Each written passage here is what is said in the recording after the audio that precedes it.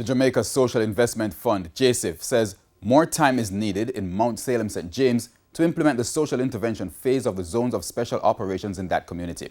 ZOSO has been in Mount Salem for 3 years. JSIF representatives gave a report to a Joint Select Committee of Parliament this afternoon.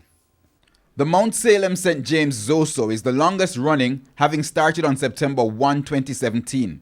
There have been a series of 60-day extensions, with the most recent approved on January 8 this year. But the ongoing measure again faced questions of efficiency from a Joint Select Committee on Wednesday. JCF have community involvement programs right across the country.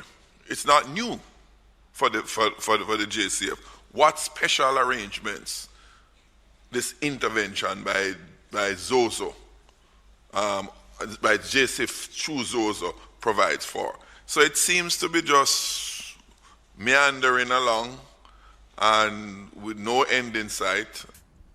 Or do you have targets that will guide you, that once you achieve that, you know that you can end the ZOSO? However, JSIF's managing director, Omar Sweeney, fired back, pointing out that the issues in the communities where the measure has been implemented were created over many years of infrastructural and social deterioration. Because vulnerable communities need a different level of support.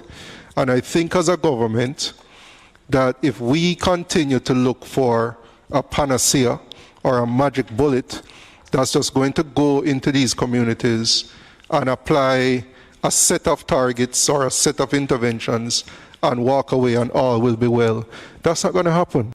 He blasted what he suggested has been decades of short-sighted, quick-fix approaches to social issues, including crime.